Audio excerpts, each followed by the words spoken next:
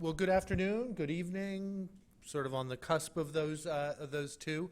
Welcome to New America. My name is Mark Schmidt. I'm the director of the Political Reform Program here at New America, and one of the things that we've done in the Political Reform Program over the last year or so, just by coincidence, if we'll put the timetable on that, is to really make sure that we're thinking not just about kind of procedural and structural reforms to American democracy, but really looking deep at what it is that enables and encourages citizens to become active participants in self-government, aside from just the act of voting. And that's a huge field, and we're very fortunate to have some colleagues here who really have dug deeply into that and have some great thoughts about it. And over the course of the year, we have folks working here have put out this paper called Building Civic Capacity in an Era of Democratic Crisis, which is available in the back and outside. And we hosted a workshop discussion of all these topics with about 50 people earlier in the year. And then we wanted to kind of bring that together with the paper and really do a more public and open discussion of some of these topics. And what I find really thrilling about this, as somebody who's a little bit of a tourist in this field, is that we're really bringing together some different threads of how citizens become engaged in government, whether it's government itself reaching out to help pull people in, whether it's community organizing around very concrete activist goals, and whether it's structured experiments like participatory budgeting, where you're really testing people's ability to go deeper than they sometimes do, and there are great strengths and weaknesses and things we've learned from each of those, and bringing all those together along with technology innovations that make things possible that weren't possible otherwise really adds up to a much broader field, I think, than if you look at any of those alone. So I'm just going to do real quick introductions here, and then we'll get as quickly to the substance as possible. First, on the farthest from me is really our host and organizer, and to me an intellectual kind of guru about these ideas, Holly Russin-Gilman, who is a fellow both in the Open Technology Institute here and in our program. She's worked in the White House on open government and innovation. She has a PhD from Harvard and on the subject of participatory budgeting as her PhD, and she's been a consultant on numerous topics. Whenever I talk to her, she's mentioned somebody else she knows and has worked with, and has been engaged in a ton of things, and I won't do the full list of it. Next to Holly is Dr. Risha Berry, who's a project management analyst with the City of Richmond's Office of Community Wealth Building, which has been providing anti-poverty strategy and policy advice to the mayor since 2015, really digging into drivers of structural poverty and unequal distribution of benefits, but really bringing in the citizens of Richmond to those conversations. Sort of really right in the middle. Sean Martin McDonald is the CEO of Frontline SMS and a fellow at Stanford's Digital Society Lab.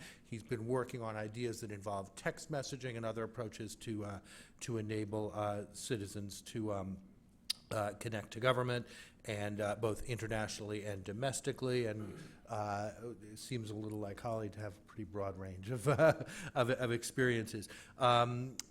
Next to Sean, Dr. Marcia Chatelain is Associate Professor of History and African American Studies at Georgetown. She's also a fellow here at New America. The work that she's been doing most recently, which is one of my favorite of our fellows projects, has looked at the politics and economics of fast food in Black America, which is we can't get her talking about it because it's just a little bit maybe fascinating topic. but she's also focused on women's activisms, women's activism, and has written a book called Southside Girls Growing Up in the Great Migration. And finally, Chris Niels is the Research and Systems Associate for the Governance Program at the Democracy Fund, which has been an important ally and friend to us in thinking about kind of the same range of issues of structural reform and participation. He focuses on how work from their grantees and partners intersects with the congressional system to create meaningful progress. And of course, how people interact with Congress this week, previously, that's also an important part of civic engagement. So I'm just gonna turn it over to Holly, and let's have a fun conversation. We'll open it up, and then we'll have a bit of a reception afterwards. So again, thank you all for coming. Wonderful. Well, this is an amazing group, and thank you all for coming out on this sort of rainy evening. So we're going to try to make this a really fun conversation about democracy. And I'm going to have each of the panelists share a little bit about their expertise and experience, have a few questions, and then really open it up to be as democratic as we can be at this event. So very quickly, I just want to say a few thank yous. Thank you to our esteemed panelists. This is an amazing group, and I think, as Mark mentioned, really speaks to the diversity of perspectives that we're trying to bring to this conversation here at New America. So thank you for coming. Let's give another round of applause. And events take a tremendous amount of work here, and so just a big thank you to the whole political reform team, Mark, who you heard from, Christian, Elena, Cheyenne, Heather, and Lee, Family-Centered Social Policy, which is also co-sponsoring this event. Rachel is over here, and they've been tremendous supporters of this work, and the entire New America events team, Clara, Brandon. It takes a lot of people to put these events together. So thank you all. And I think part of what we've been trying to figure out here at New America is, what does civic engagement look like beyond elections? With the caveat that elections can be a really shallow way to engage people in their democracy. And part of what we want to do tonight is really widen the aperture. So if we say, the current crisis that we're in, the president is a symptom, not a cause, of the deterioration of democracy that we've seen. And part of what we talk about in the white paper is that this is a result of systemic inequalities in our system. And so this is racial, gender, geographic. And so in this network of people that we've been working with, they are all over the country. They're in Appalachia, they're from Alameda County in California all the way to Boston. And the other big aspect of this is trying to think about new models and innovations that are occurring in civil society, but also in local government itself. And a big thrust of this research is that we have to actually rebuild the infrastructure of democracy. So really look at the modes and mechanisms by which we think about engagement. And so, with that sort of as the broad umbrella, I want to turn it over to Risha to talk a little bit about the work she's been spearheading in the Richmond government and the Office of Community Wealth Building. Well, thank you so much. It's a pleasure to be here. Just to give a little context about our work, our office is the first of its kind in the country. It's in city government, which is unheard of. We are charged with reducing poverty by 40% by 2030. And when we really think about that, that's roughly about 52,000 people. And so when you talk about civic engagement and thinking about that number, how do we have authentic community engagement? And one of the items that we have within our structure is a Citizens Advisory Board. And that was designed to ensure that families that live this experience on a regular basis, heads of households, have a seat at the table to begin to inform the strategy for poverty reduction within the city. And there are mayoral appointments, city council appointments, but they give us the rich nuggets of the lived experience. And so one of the areas that we talked about recently was one of the members of our council talked about, wow, if we really knew what that number was to sort of move along the ladder towards what we call self-sufficiency, what is that number? What does that look like? Because that will help my family and I really begin to determine what the next steps are in our path. And so what we did was we really sat down and had a conversation about wages. What were poverty wages? We looked at the living wage. We looked at various rungs on a ladder. And that particular individual really changed how we approach this concept of poverty reduction. It's not from a census tract level where we sort of look across, our crystal ball and say, wow, if people only did X, Y, or Z, we're actually engaging with people who live this experience on a regular basis. And so what we've done is really began to unpack what we call civic engagement, because there are many aspects of that. Within government, we say, oh, well, we've sent flyers out, and we sent a press release, and we've had a PSA, out in the community, and wow, people aren't here. What is that about? Or we've held meetings at 9 o'clock in the morning or 3 o'clock in the afternoon. And so what we've learned is that to be authentically engaging the community, we need to go into the community. What a novel idea, right? We need to knock on doors. We need to ask the questions that we wrestle with on a regular basis. So not to bogart that, but that's just a little nugget about. I think that's fabulous. Yeah, I think, Sean, do you want to jump in here about some of the tools you guys have been deploying in communities? Yeah, well, I mean, I think so. In a lot of what we work on is very similar, but from a technology perspective. It's this idea that services and the services that we provide at the city and state level are another sort of way that we build institutional legitimacy and also alleviate poverty and get the full benefit of the government that we create. The way that we invest in technology is who we decide to listen to. And so we started with that as a thesis and developed a bunch of tools within sort of text messaging because it is the most used two-way communication platform in the world. And so we've been working with service providers from humanitarian responders to legal aid providers locally to listen and operate more effectively using text messaging. So one great example, and one of my favorite sort of partners of ours, is Cleveland's Legal Aid Society, which for the last year and a half or so has been opened up a text line and started to interact with legal aid recipients via text messaging. Not only does that enable clients to ask them questions that they wouldn't necessarily ask in person, but it also enables them to coordinate the logistics of the court system, which you may or may not know is an enormous source of inefficiency, causes all kinds of imprisonment, enormous wastes of money, often just for things like missed appointments. So with little bits of communication, we can kind of smooth the wheels of the interaction and enable people to sort of take advantage of services and also defend their rights more effectively. And I think that that's a really core way in which we start to build more credible institutions, essentially by enabling them to reach everybody as equally as possible. I think that's very compelling. And I think, Marcia, if you want to jump in here, sort of thinking about where we think about this moment of inequality in a historical perspective. Right. So I think, sometimes my students ask,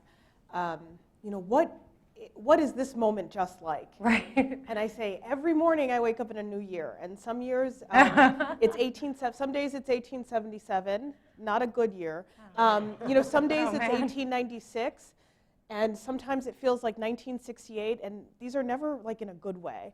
And some days it's 1929. And I say that because I think that when we think about how we orient ourselves in this particular moment, as we see not only the failure of democracy, but the limits of something we call democracy, we have this rich body of knowledge called history that I think for too long we've thought about it as history as a tool to orient subjects to the state, rather than history as a tool to help individuals imagine both the limits and the possibilities of the state. And so I think right now we're not only in a crisis of democracy, but we're in a crisis of moral imagination about who or what we think the state can provide for and what citizens can demand from the state. And so this morning, like I often do, I was reading a book about housing policy in the late 60s and early 70s and how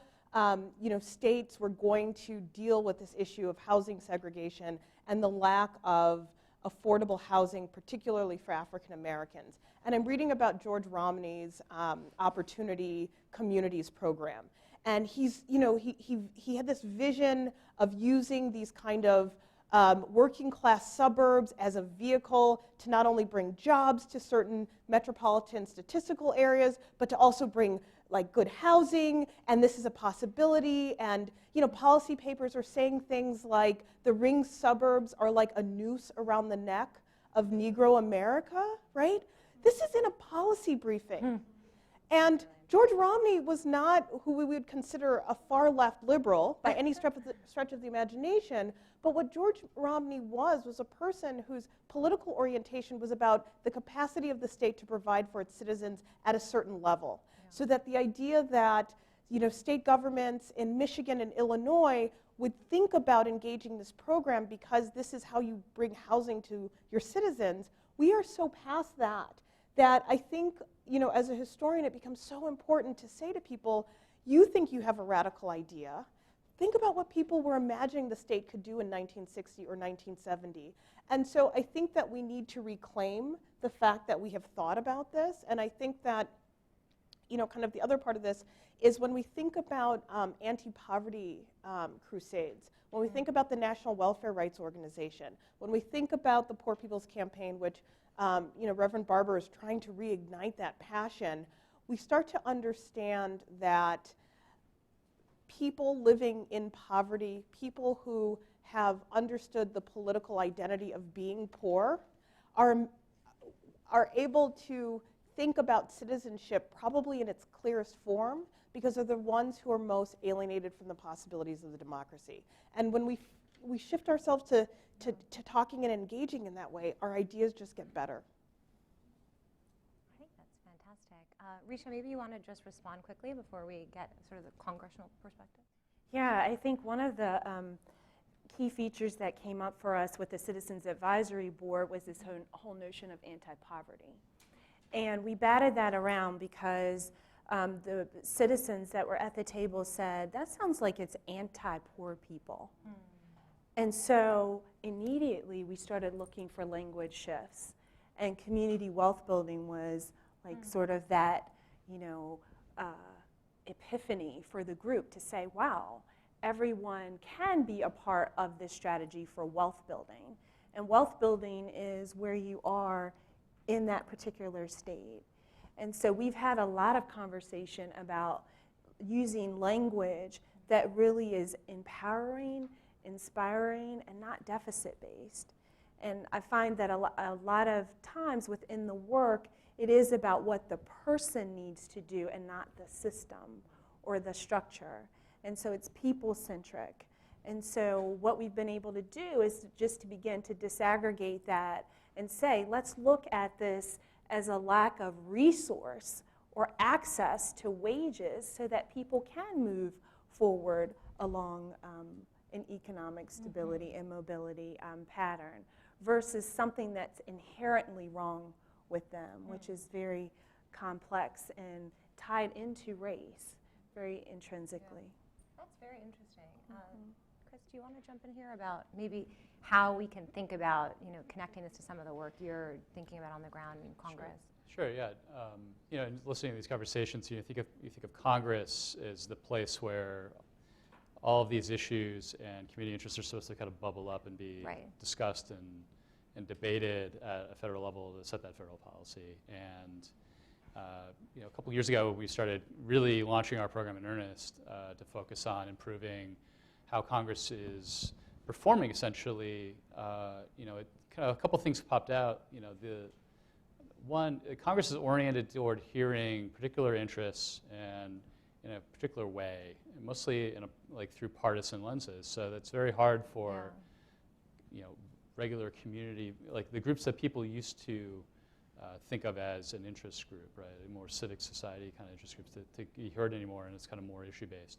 And another thing it became patently obvious through, if you look at the kind of Gallup poll number that, Congress has been very unpopular for quite a number of decades, and to the point where people have just lost trust in it. People don't think it's relevant to their lives.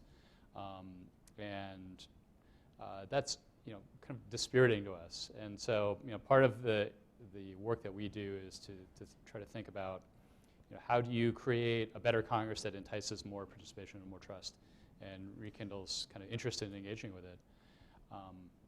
Now that's a challenge because right now the systems that Congress has to hear from people are really kind of oriented towards the kind of the one-to-one conversation, and or to be gathered up by mass advocacy groups and blasted at you. So, if you were to be in, if you were a person in Richmond, Virginia, you'd have to like basically throw your name in with a petition or something like that, and that mass bulk email is really what Congress is hearing right now. It's very hard to surface those conversations with local groups. It happens. Look, people go and visit their member of Congress and have, good constituent conversations with staff or increasingly with member districts. But that regular contact, the systems are kind of breaking down to have that. I was at an event this past week where the House, 2014, developed a system where all the advocacy email would come in through one kind of pipe, and it started up in 2014. This year, they've had 23 million pieces of communication come through that. That's about 2/3 of all the communication that system has ever had since 2014. So the volume is just spiking. That's interesting. The phones literally melted this year when they were debating repealing ACA. So there's kind of a breakdown, not just of like the public's part of this, but the systems that Congress even has to hear what people want to tell it. And so we're working on, a lot of what we think about and work on is how do you rebuild kind of the infrastructure for those conversations to take place. It's really interesting because I'm hearing a few commonalities here, right? It feels like the beginning of this is a question about trust, and I think language is a very big component of this. Then I'm hearing about sort of tools. You could call it process, you could call it mechanisms, you could call it tools. And then I'm hearing about sort of just sheer policy, right? What Marcia was talking about, sort of this policy governance question. And I think maybe we could try to unpack each of them because they seem like they're all part of coming together for the stew of democracy, let's call it. Sean, maybe you want to talk a little bit about, because you're sort of at that intersection, where have you sort of dealt with this maybe trust deficit? Like you're coming into Cleveland, you're introducing this tool. How do you sort of get buy-in or get some community support for it? Yeah, I mean, the great thing about working with service providers as opposed to sort of elected decision makers is that their value is really tangible. And so actually we really prefer to work with service providers because to an extent, people know what to expect. If you call, whereas like a lot of times when you're trying to feed into a decision, it's like, yeah, I called and I left a message, but I'm not sure how that's going to break down to their tally and then how that gets weighed against email versus like administrative consultation. Like it's the complexity of it is so difficult. And actually the point about a lot of what we end up doing is trying to help people articulate how they listen and service providers to articulate how they listen and to be able to reflect an honest assessment of the influence and the amount that they really will respond to what they hear as a way to kind of build trust. And so much of trust building in my experience has actually been about self-limitation, which is we've gone difficult. Existential very early in the night. It's like not super easy to explain to politicians. Like why you have to abdicate power to get trust makes you more legitimate power. That's so anyway, so with service providers and with Cleveland, it's dead simple because people need legal aid. And they are in the unfortunate position of having so few resources that they're turning people away. So the value proposition for someone like legal aid is very clear. I think, I worked in the Senate for a little while and sometime in the mailroom. And so saw a lot of how we dealt with incoming communication. I think the part of the policy conversation that I feel like that needs to be had is about what weight do we attach to sort of individual expression versus aggregated expression, and how do we countenance the value of that aggregation? Because it's the tool side of it, if you have a clear set of definitions around that, it's pretty straightforward. Right. I mean, that's very interesting. And Risha, I'd love to get your thoughts about this, because I think you hit upon what I've been calling the two-way trust deficit, right? People, if you look at especially all levels of government, but if we're looking on local, state and local, and in Congress, they don't trust citizens, and citizens don't trust the state. And there is concern. I mean, there are marginalized communities for whom they don't want to be a part of the state for a lot of reasons. And so I think when I think about the work you've done, how did you get the trust of your communities and also of the mayor and that team? Yeah. Well, I think we started off, Mayor Dwight Jones really focused on commissioning a task force and just to say, what are the complexities of poverty? And let's just not look at it and just sort of pontificate about it, but what are the strategies that we can come up with in various domains, transportation, economic development, housing, and education? What are the areas that we can really begin to look at this and develop strategy around? So I feel like that was sort of a starter, but we started at the top, right? So all of the think tank groups and the anchor institutions and business leaders, we started there. But what happened was the community started coming in with this innovation to say, wow, with our Kellogg grant that we received, community members, we were looking at access gaps and barriers to early childhood services within a high poverty community. And community said affordability, accessibility, and trust. We can't afford the high quality services that are out there. We are unable to access them because we need them in a 2-mile radius. And quite frankly, we've lost trust within the system. And so that was an epiphany for us to really say, wow, we really need to unpack that more, but not just have a conversation about it. What our director, Reginald Gordon, did was actually open our office up on Fridays. That's amazing. To have the entire community come in. All we ask is that they call in advance to sort of help us with scheduling, and people come in and have great ideas just about what's happening in their communities, what ideas they have about new business ventures. There are other people that need money or buildings or new opportunities for thinking about housing, but that has been the best opportunity to really have this two-way dialogue. So it's not formalized. There's not a red button that's going to count down and say, okay, your time is gone. It's a moment to have that human touch with the community to begin to have those conversations. One of the things that I was thinking about earlier was just with our budget. Last year we were in an interesting situation where we were before City Council. There was an expectation of the previous mayor asked our former director, how many people would it take to get out of poverty by 2030? And so he answered the question mathematically. He says, oh, it's about 1,500 people every year that we would have to move out of poverty. And so people were like, yes, we know the number. This is something we can rally around. No problem, done and done. It's done. We got the number. But at the same time, there's a complexity around that, right? I mean, there's a reason why this hasn't happened. And our new director stood before City Council as a 5-member team, and they asked him, how many people have you moved out of poverty? And he said, 75! Oh, wow. 75 families! And one member of council said, that is unacceptable. That's unacceptable. But when we really think about it, our funding, we had asked for $500,000 to really begin to have additional resources to help people navigate job services and new training. And Rachel had invited me up, and I said, Rachel, I can't come. Our budget's on the line. We were already funded for our level funding, but we were asking for additional $500,000. Mayor approved it. City Council had a pause. Oh, that's nice. And so what happened was, it was fascinating. We galvanized the community. And we said, we just did these little flyers that sort of looks like that little number 10 on the table there. And we did a hashtag, I am CWB. I am a community wealth builder. And individuals that were impacted by a workforce development center stood in line and stood before City Council and said how this particular decision would impact them. And there was an array of community voices from people who, there was one gentleman who said, I've been in and out of the prison system for years.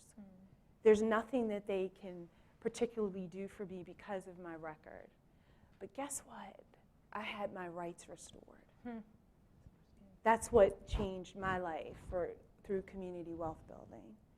And so story after story, case after case, it really pulled upon the heartstrings, and we were able to hold on to that funding. But Providence happened. The state actually had a TANF grant that we went after. So we were wrestling for $500,000. We were awarded $1.9 million.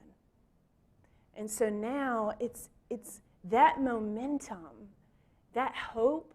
There were people in the audience that said, I'd never participated in government before. I was so nervous standing there, and I think you can see the footage on the website. People who said, but this meant something to me. This changed my life, and we did it. And we have so many members. There was a gentleman that stood up, and he says, I'm going to come back to you, City Council, and I'm going to run for mayor, and I'm going to have my platform in my community.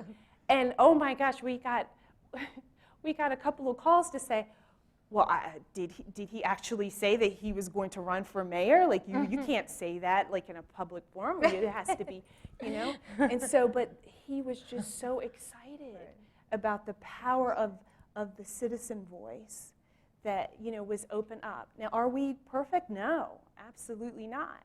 There's question about, are we woke enough? And for, you know, our African-American communities, woke is American, like awareness. Are you aware of our circumstance? Are you really aware? Are you aware that you can really touch the things that we're encountering? So are we perfect? No, because we need to continue to be infilled by the stories, the authentic voices of the community. Now the community is coming back and saying, we are the owners of our story. You know, so you hear something like this, Marcia, and I want to figure out, you know, what year are we living in? You know? So, you know, that story is for me very, you know, 1970, where you have this moment in which the state is saying we can actually make thoughtful interventions in raising the kind of financial quality of people's lives, and we may even have a few dollars to do it. My concern is that it becomes 1983, and that a taxpayer revolt says, wait a second, you're giving my hard-earned money to poor people who have felony records, who can't take care of their own kids. And I think that this is why I think at the heart of any kind of impactful social movement is a real attention to history to say, okay, we've got wealth building, but what we're going to keep our eye out for is the taxpayer retrenchment, or the new regulations about who can be in programs, or what happens when the social services system says, now that you're out of poverty, you can't get that voucher, right? And so I think that what this moment has taught us is that every day, I think, the loudest constituency can shift. And it could be the group of people who decide to park it in an office and say, we're going to move this issue. And it could be, and some days, it's the lobbyist who has the strategy that they dump $10 million in, but there are days where they lose too. And so I think that this past year, I think the strategy that has helped to undermine democracy the most is the forgetting. We were playing a little game in the back, and I said, I'm going to say 5 things that happened in the past 11 months and try to remember what month it happened in. James Comey got fired. What month did that happen in? Very good. Our panelists could not remember, right? Why couldn't they remember? Because then they remembered when the decision was made about DACA. And then they remembered when the tax bill was on the horizon. And so that kind of legislative and emotional exhaustion is one of the reasons why our movements, more than anything else, needs to have the person who is there for the remembering, to remind us what we were able to do, and to remind us what the fight and the backlash looks like when we win. Chris, what would it take to do this in Congress, to take some of this energy or innovations? Well, how would you do it? Wow. Yeah, unfortunately, in Congress, it's 1910. Oh, wow.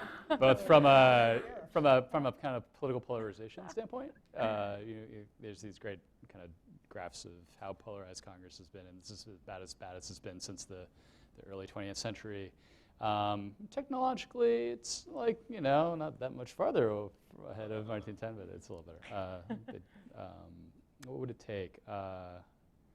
Gosh, I think there are a number of things. I mean, from kind of obviously the political conversation is for another place, but for our forum, I think a way to restore trust both ways. I think Congress, there's a bunker mentality right now in many offices about the incoming from constituents, particularly because of the completely legitimate, but somewhat kind of unfocused way of the people, constituents have mobilized kind of anti-Trump to kind of yell at the institution and say no.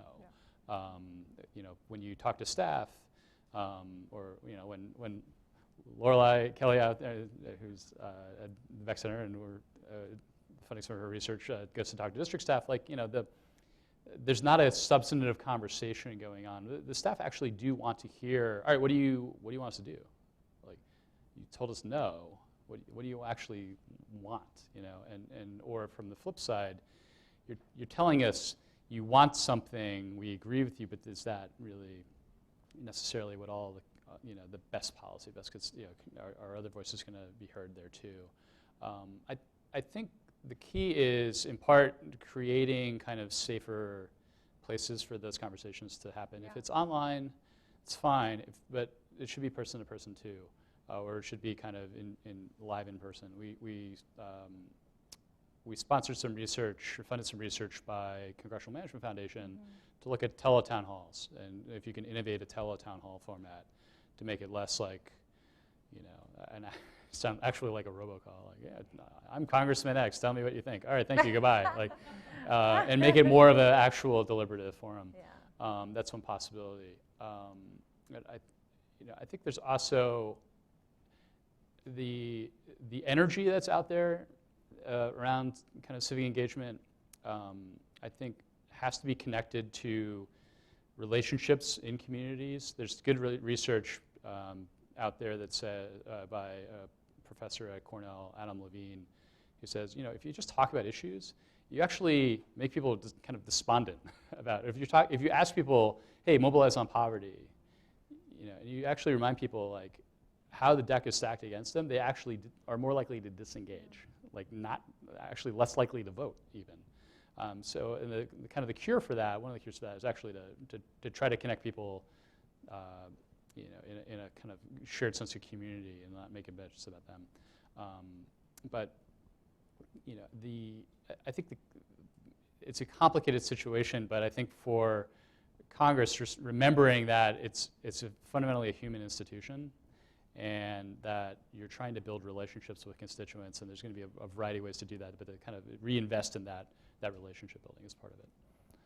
So I'm going to ask each of the panelists the same question I asked Chris about sort of if you could do one thing right now in this moment, what would it be? You want to jump in here? I think a lot of problems can be solved with lots of money. I mean, I mean, money will not make you personally happy, or like it won't improve the quality of your thing with your parents or your spouse, but boy, does it help solve a lot of problems. And I say that because I fear that we have a generation of young people, and I get to teach them, that are so excited about civic participation. Mm-hmm. They've started organizations like Rise to Run. You see all these young people running for office. They're amazing. I think one of the ways that Black Lives Matter is appearing in this moment is the number of young people and people of color who are running for office for the first time, because their sensibility about their relationship to the state has changed. And so if it's not on the street mobilization, it is really these great local level elections. And it's so exciting. And at the same time, I fear that there is a generation of young people who don't think anything is possible if it happens within the confines of the state. It's like when I tell my students that there was a time you could watch Sesame Street and there were no corporate underwriters. When I say, if you were going to solve this problem, where would you go? And the idea of, taxpayers paying into a system that we all enjoy. Even our young people who are at public universities, they're not public universities. And so I think that we have the energy and we have the capacity, but again, I'm very concerned about our ideas, our sense that, but it happens outside as an extracurricular activity outside of direct engagement with the state, and that as citizens, that we also don't have a responsibility to invest our, to full capacity.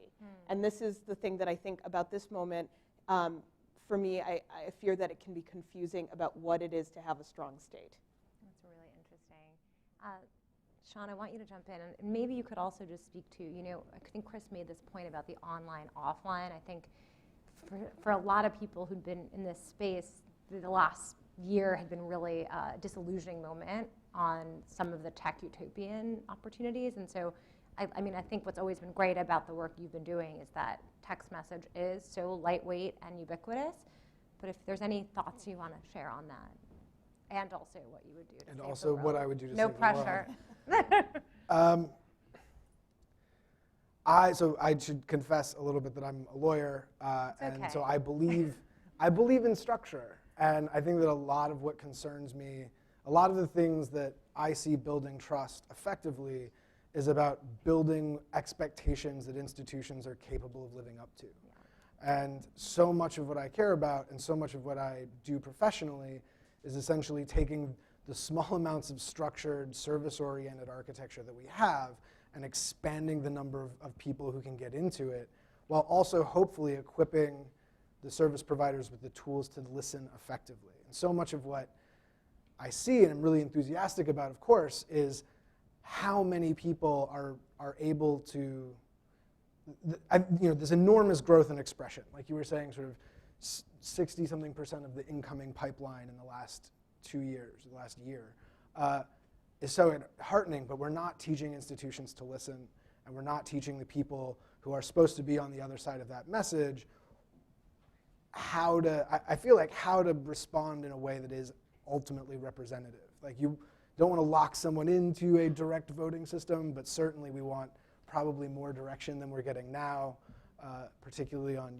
really important issues like gun control or healthcare or any number of other things. So I think that the offline organizing matters, and I think that it's the trust relationship that I think is echoed through everybody's comments is impossible to overstate. But I think that has to come from people consistently delivering or overperforming on the expectations that they set with the people who need them.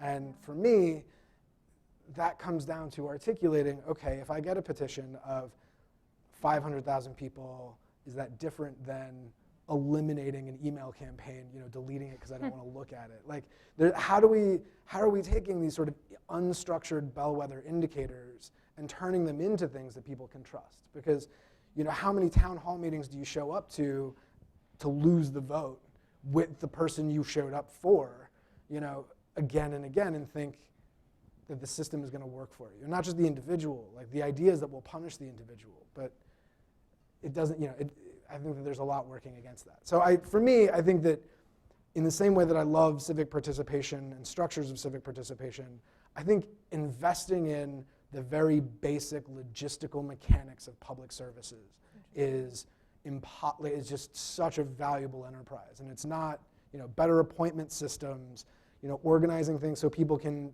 communicate when they have families or when they have jobs that they can't get out of during the day or in the evening.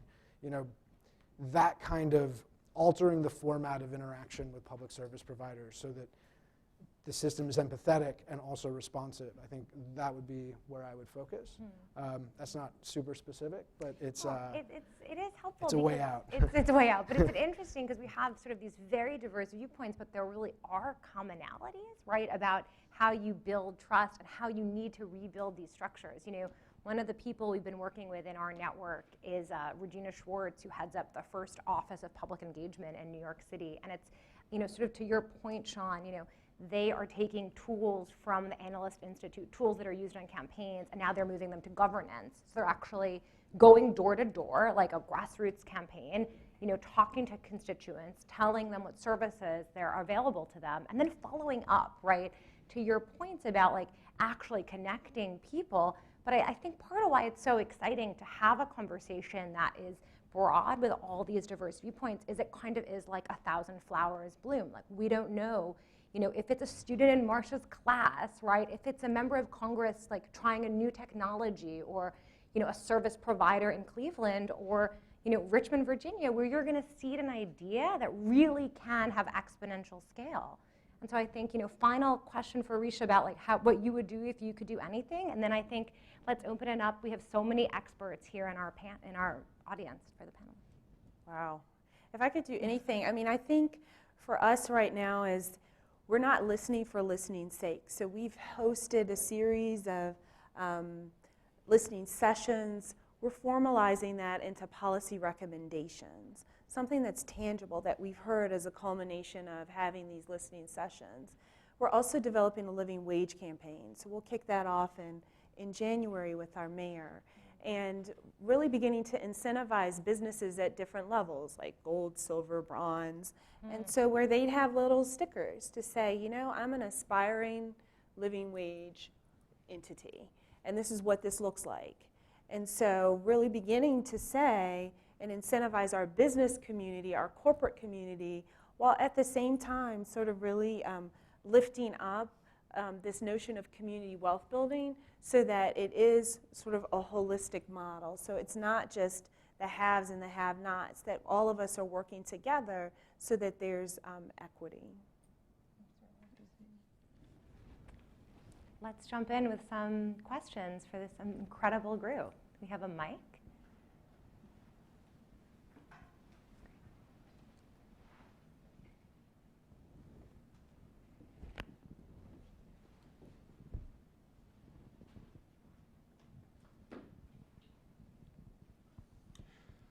Hi, I'm Richard Skinner. I teach at Johns Hopkins University, and my question's for Chris. And I'm going to put on my political scientist cap here.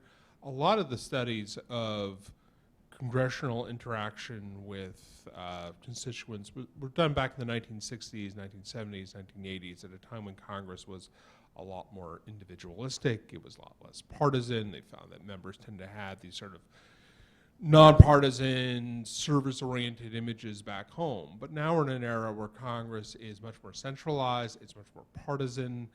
I imagine that members have a much more difficult time reaching out to people on the other side simply because the gap is so big. Like in the 1970s, you could say, well, I bring home the pork, I take care of your local interest groups, I may be a Democrat representing a Republican-leaning district, but everybody likes me.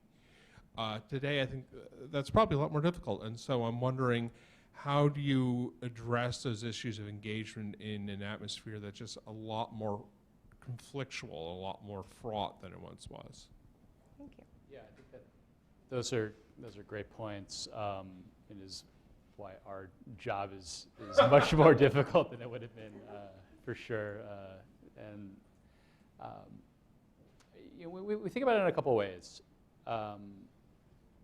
Can you turn members into advocates for better behavior themselves in that? Can you create kind of incentives for them to run, not necessarily as bipartisan deal makers anymore, because that's very hard, or as, because there are no deals, or they don't get to touch legislation until the handwritten notes show up on their desk, or they're actually punished for reaching out across the aisle. But can you, when they're in a primary or they're running as in a challenger, can you say, can you incentivize them to say, I'm running a different kind of campaign to represent your voice, and I'm going to be kind of take on a mode of civility and not maybe be as partisan. That's one avenue that's much more difficult, especially for a foundation to support. There are good actors and there are opportunities, and I think it's incumbent upon the entire culture of DC to kind of elevate those moments where a Will Hurd will write a bill on modernizing the federal technology procurement process, and it's bipartisan. It's not going to be the big chunks of big deals. We're not going to see those bills anymore, but the smaller kind of lower hanging fruit that are still substantive and show evidence of good behavior that leadership don't take for themselves. Leadership has taken all the big issues off the table a lot of times. I think if you can kind of, it's a weird answer because it's kind of discursive, but I think that it's there. That's helpful. Great. Do you have any other questions? Fabulous. Up here and up here.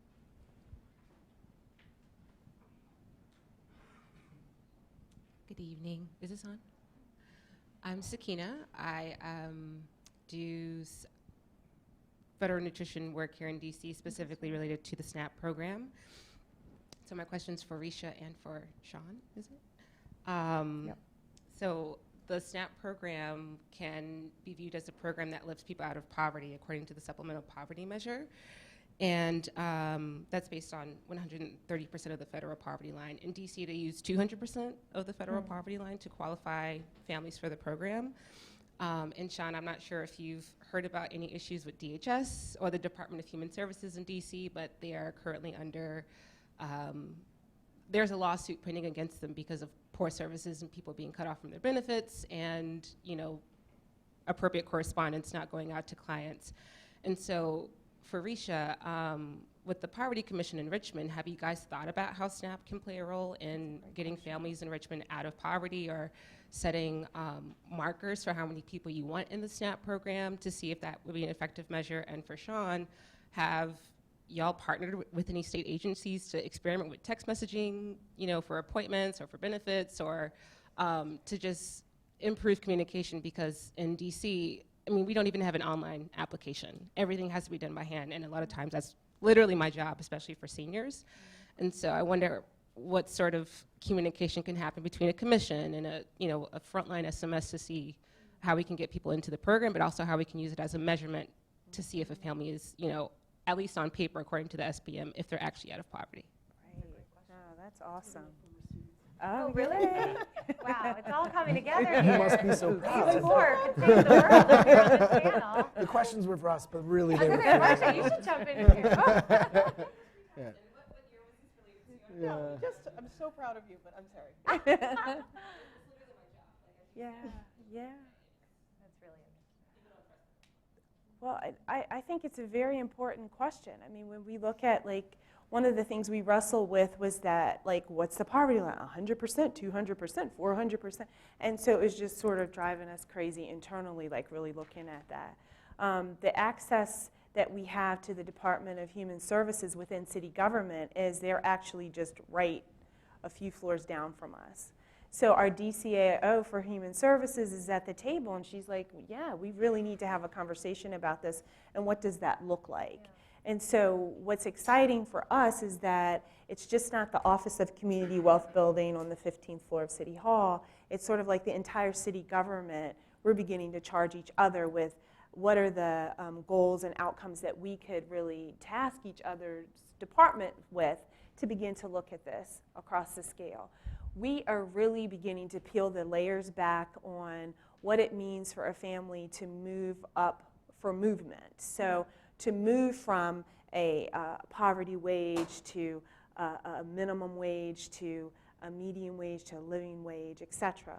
And so what we are finding is that there are certain points in the ladder where SNAP benefits are decreased, or TANF is gone away, or your housing subsidy moves out of the way. And what people typically do is, I'm going to quit my job, because technically that $1 increase in their salary will cost them hundreds of dollars in subsidies.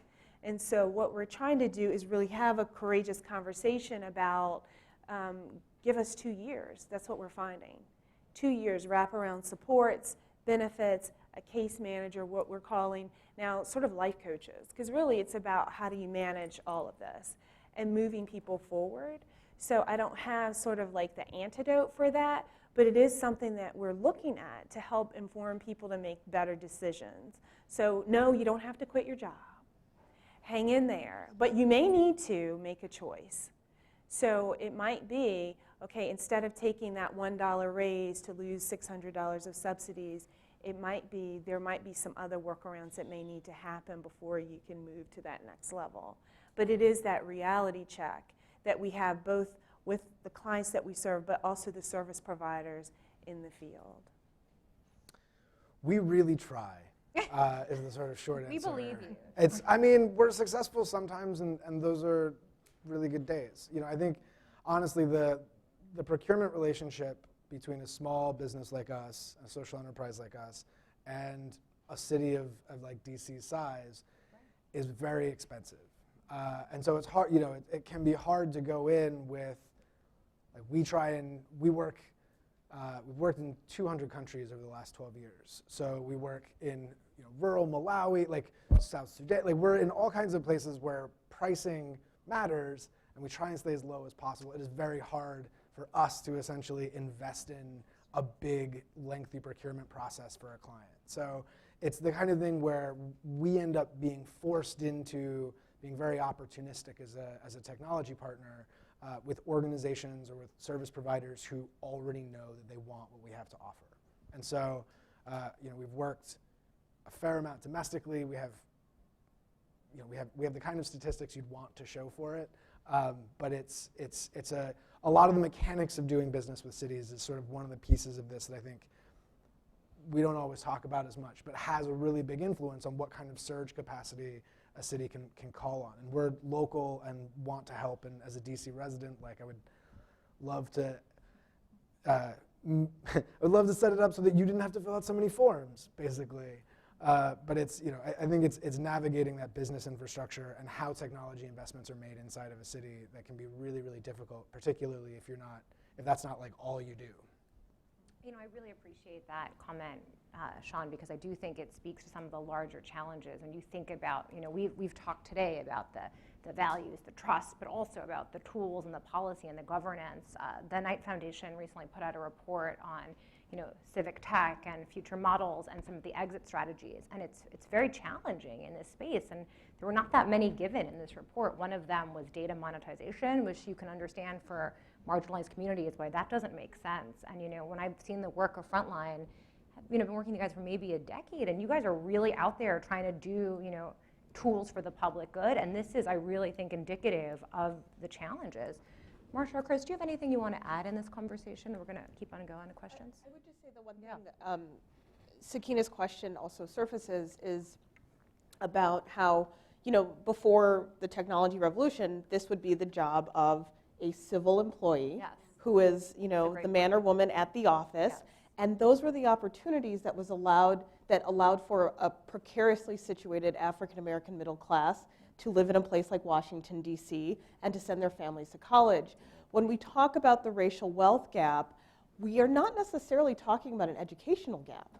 We're talking about the ability to convert generations from, you know, at the margins of the middle class, you know, closer and closer to wealth building. And so I think that, you know, this is the part that becomes very complicated because, yes, there's more efficient ways of doing this, but we also have an entire employment structure that was able to bring some mobility. And I think, like most experiments in the United States that have been about a kind of racial and economic closing of gaps, we try it for maybe 6 good years, and then there's something that just explodes the whole model, so we don't even know what's possible. We don't really know what school integration could have been. We don't know what it really meant to diversify colleges and universities. We don't really know what it means to have a diverse electorate, you know, robustly in elections over a long period of time. We have these glimpses, you know, of what it could be like, and so I think that that is another layer in thinking about when we make these transitions to make the bureaucracy more efficient, what do we lose and what do we still need to consider to hold on to? I think that's a great point, and some of the systemic, historical. Lena, I think we had a question up here, and then back. Hello. Thank you so much for this inspiring and, I don't know, provocative, robust conversation, and especially the last round of back and forth. When, I can't remember your name on the far right, when you talked about leadership taking big issues off the table, it really helped me close maybe not close a loop, but it helped me connect a thread that initiated for me at the beginning of the conversation, because the push off the table, or sort of the taking, right, the pulling off the table reminds me of what gets pushed off the table. And so this is a long comment, but a question is going to come in there for real. But when you started, when you opened the panel, I thought immediately about Arundhati Roy and her comments about NGOization. And the question of what gets sort of pushed off the table raises for me a question about what happens when so many of the forms of democratic participation become supplanted by a kind of public engagement that's sponsored by private parties or the sort of privatized nonprofit industrial complex. So I guess the question inside of this long comment is, how do we increase democratic participation when the language of social entrepreneurship, the B Corp, right, is so profoundly seductive? And I link that to Dr. Chatelain's comment about money, right? The feeling that the state isn't robust enough to handle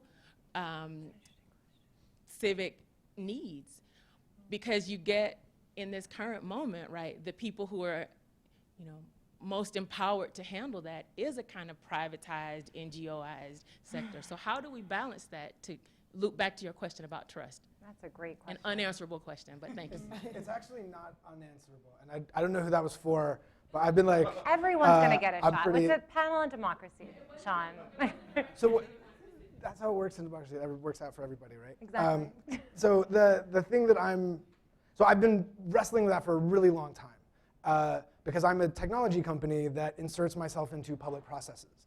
And one of the most fascinating things to me about corporate governance is that actually companies are not designed to keep promises. So no matter what they tell you, right, like if they get bought, someone rewrites those promises. And we see that from WhatsApp to, any number of other things, right? There are lots and lots of ways in which it is very difficult to build the kind of citizen accountability that you're working on inside of corporate infrastructure.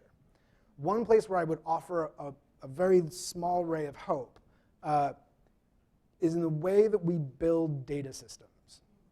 So I've been working on something called the civic trust for a long time. And a civic trust, so trust is a legal document by which we convey property. We have been building land trusts in the United States for a long time, and actually had a pretty dark day for a good land trust very recently. But trusts are this incredibly flexible legal construct that enables us to take things like that we own, things that represent us, or things that we have control over, like data, and put them into collective bargaining and to fiduciary infrastructure that can give us a voice in the way that increasingly private decisions are made. And so it's an interesting way to use private law to bring public governance into private infrastructure. And it's already actually starting to get really incredible traction. The UK government, for example, in the way that it is prioritizing its investments in data and AI, is looking at data trust as the #1 governance recommendation. So they're going to start building citizen consultation into the data brokerage that they use just inside the government for how they train AI into public services. And I'll stop after this, but I was in Pittsburgh the end of last week. Also, the Silicon Valley Regional Data Trust does very similar work, but you're starting to see these kind of multi-stakeholder groups come up out of building more holistic, more coherent, more citizen-centered service architecture, and inside basically trust models where you have multi-stakeholder governance that votes on individual use. So communities maintaining their own sort of very granular census data and then using access to that data as a bartering system or as leverage into conversations they might not have otherwise had access to. Not the only or even close to a perfect solution, but there are lots and lots of really interesting ways in which movements, co-ops, and trusts are all becoming private infrastructure that is starting to really pull on the need for public investment and public voice. Risha, Marsha?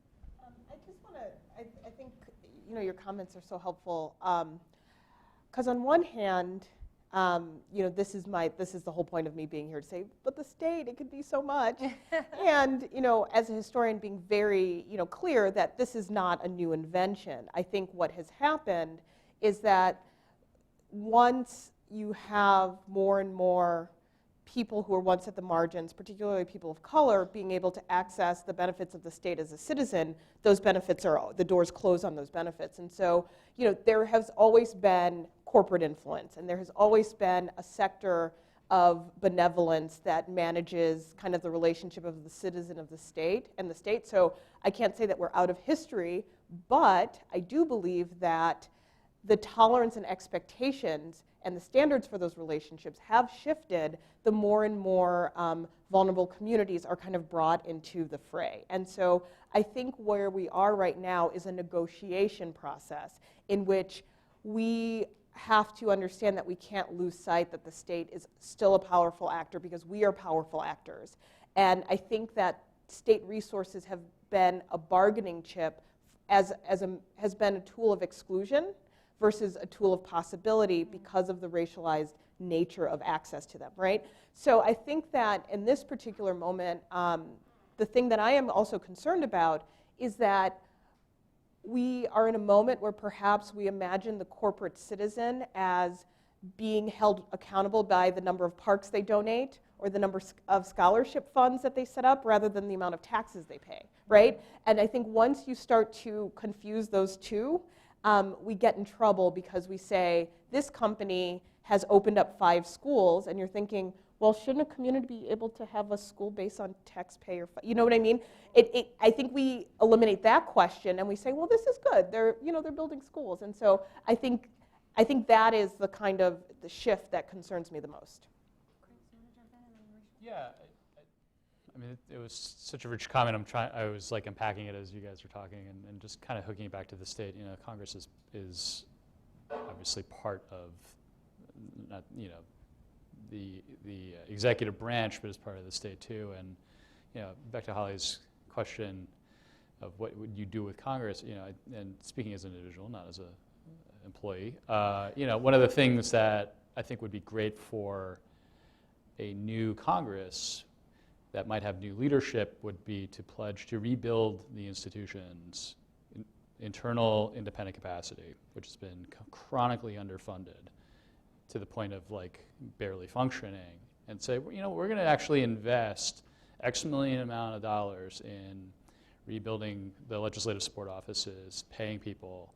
So it's not entirely analogous to the state in which you were saying it, but the legislative branch has ceded so much power and authority of knowledge of and increasingly to even constituent communications. So, the Facebook wants this, to manage this communication, to harvest the information that constituents are going to be providing. So, I think kind of keeping a firewall of kind of disinterest around the data that constituents are going to share with the institution. And vendors they're good actors that say, we're not selling data. PopVox is one of them. Like, we're not selling this data. But also in conjunction with that is rebuilding at least the legislative part of the state is incredibly important. Huge component of this. The legislative part, and then also the local governance part. Well, I love your ideas. We have to talk offline about this because I think there is a question about who owns the data. Yep. And because it becomes monetized so quickly, and it could be monetized for good or maybe not so good, and it has different impacts on the community. And so I think that is right at the central core of what we're wrestling with in our community as well. Just really, there are a number of community agents and activists that are saying, these are our stories, and we want to monetize our stories in such a way that we can impact change in our community. And so just sort of hearing what you said, you take that back home and really begin to do that in a meaningful way. It's so interesting, your question, how it really cuts across all these areas. And I just finished a great book called Democratizing Inequalities. And it talks a lot about the corporatization, from the public engagement, industrial complex, to also just corporate social responsibility, right? Empowerment campaigns, Walmart, Wells Fargo, right? And I think, as you'll see in the Jackson case study that Family-Centered Social Policy put out, and we have our white paper, to me, the only kind of countervailing power, it's not a panacea, but is to really have genuine civic voice that leads to civic power. And I think citizens know when they're being duped and when they're being engaged for lip service. And you know, a lot of us in this room have been involved in participatory budgeting, which is a process where you empower people with monies and they allocate them. And people get that that's real power and that's not just advisory. So I think it's a really important question, and I think it's very hard to have countervailing power. I think we had one more question up here, and then we get to all be together for a reception. How fabulous is this? Okay.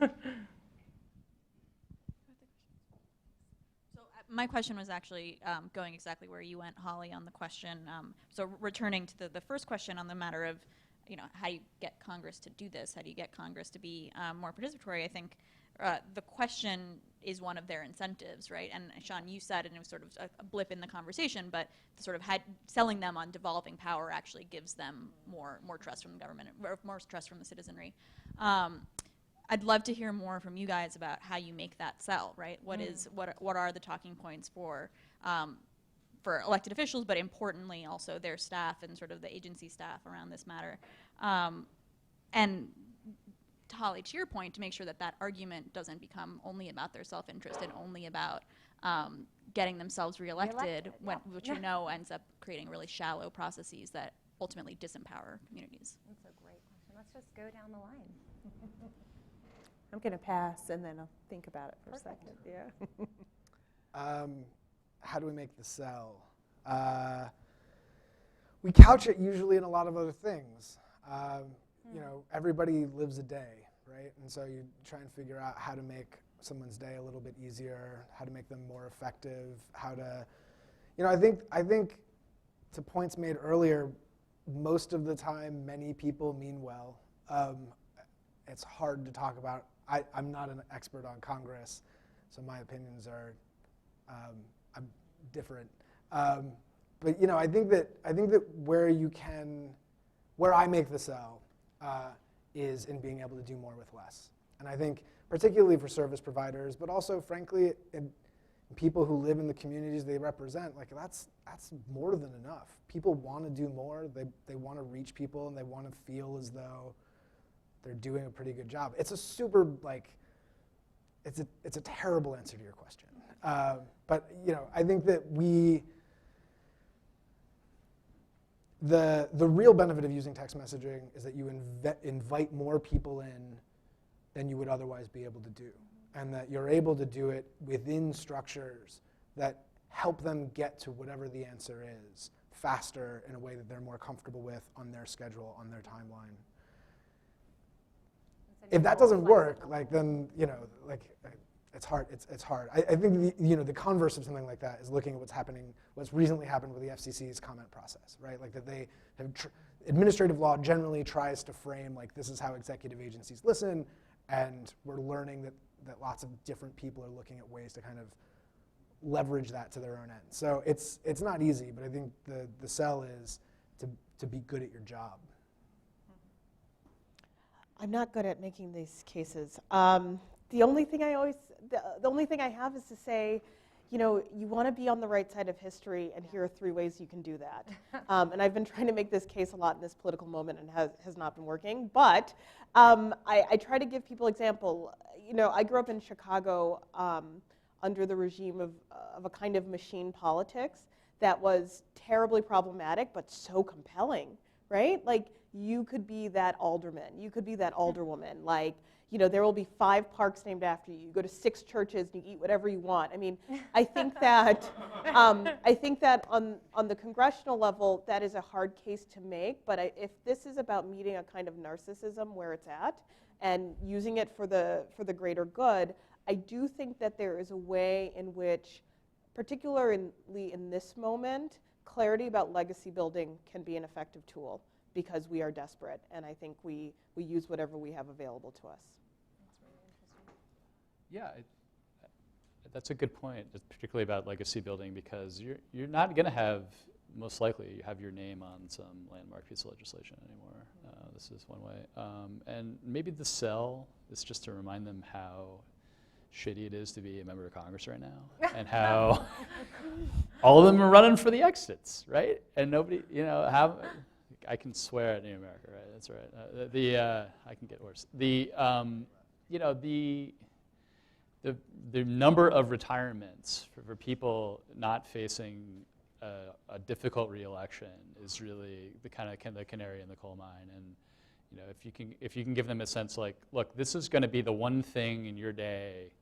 You got to make the phone calls to raise money. You got to do all the bad stuff. But this is an opportunity to do what you came here to do, whatever that thing is.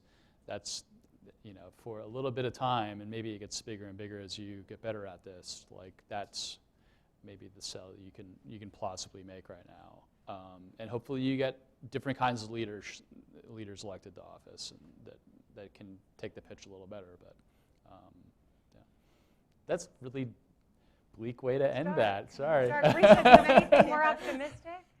Well, I was just thinking about the economic case for poverty reduction. So we know that the city's bond rating is tied into poverty reduction as well as with regional transportation.